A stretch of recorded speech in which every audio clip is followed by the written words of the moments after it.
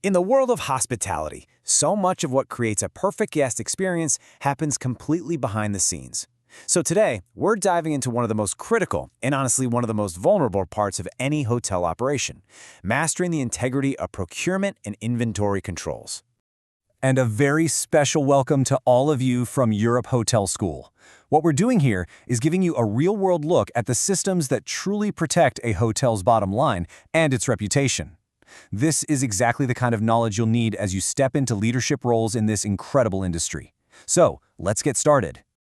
Okay, so first, let's talk about the functions that are basically the lifeblood of any hotel. These are the things that, when they're running just right, are totally invisible to your guests. But if they fail, well, they can bring the entire operation to a screeching halt. I mean, just think about it for a second. The quality of that steak in the restaurant, the freshness of the linens in a suite. It all comes down to what you buy and how you manage it. Procurement and inventory, they really are the engine powering every single department. But here's the critical challenge. Because there's such a high volume of transactions and so many valuable goods flowing through these departments, they are, unfortunately, prime targets for fraud. And these risks? They aren't always obvious, but believe me, they can be incredibly damaging. So if you're going to protect an operation, you first have to understand the threat, right? Let's break down the most common types of fraud that you're likely to come across in the industry. First up, we've got procurement fraud. This is an inside job. It's about manipulating the buying process itself.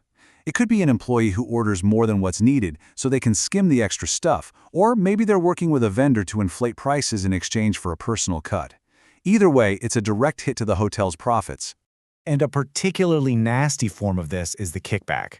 This is where an employee gets a personal benefit, we're talking cash, gifts, you name it, from a supplier. And in return, that supplier gets the hotel's business, even if they aren't the best choice on price or quality. It's just a fundamental breach of trust. And as your own institution, Europe Hotel School London, points out, this kind of fraud absolutely loves to hide in the shadows. The key word here is transparency. When you don't have clear, open processes, you're basically rolling out the welcome mat for these schemes. Next, there's inventory theft. This is the physical loss of your assets. We're talking about those high-value items that are easy to use or move, premium cuts of meat, expensive bottles of liquor, even guest amenities in bulk. This happens either through outright theft or, sometimes more subtly, by faking the records to say something was spoiled or wasted when it wasn't. You know, it's actually helpful to think of these threats as a battle on two fronts. You've got the internal risks, like the fraud and theft we just covered, but that's only one part of the equation. You also have to be on guard for some pretty significant risks coming from the outside. And that brings us to supplier fraud. This is when the vendor is the one acting unethically. Maybe they bill you for 10 cases of that premium wine, but they only deliver 9. Or they might substitute a lower quality product for the good stuff you ordered and paid for. If your internal checks and balances aren't sharp, this kind of thing can go unnoticed for a long time. Okay, so we've laid out the risks. Now for the important part. Let's pivot to the solution. How do you, as a future hospitality leader, build a really solid defense system to protect your assets and, just as importantly, your integrity? A secure process always has distinct, separate stages. It all starts with a formal requisition, the official request. Then that request has to move up an approval hierarchy, which means a manager has to sign off. Now, this next part is critical. The person who receives the goods cannot be the same person who ordered them. That's a huge check. And finally, the finance team performs a reconciliation, making sure the invoice, the purchase order, and the delivery slip all match up perfectly. Every step is a vital checkpoint. Really, this all boils down to a few core principles. You need to have clear written policies that everyone knows and understands. You absolutely must enforce that segregation of duties we just talked about. You have to monitor transactions, do frequent physical inventory counts, not just once a year, and here's the big one. You have to analyze every single variance.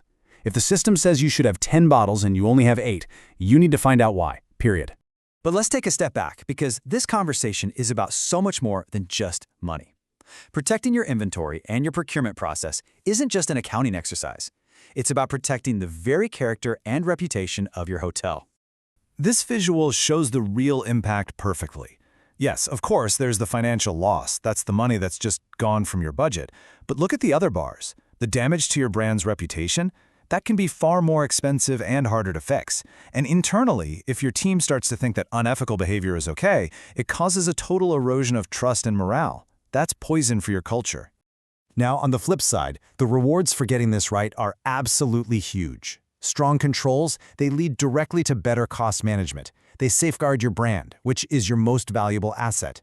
They help build a culture where people are proud to work. And all of that together ensures the long-term health and sustainability of the entire business. In the end, it really all comes down to this one simple idea: trust. The trust of your guests, the trust of your team, the trust of your owners. It is the absolute foundation of everything we do in hospitality. And having strong ethical controls is how you earn it and how you protect it. So I'll leave you with this question to think about as you continue on your journey. It's not just about putting processes in place, it's about inspiring people.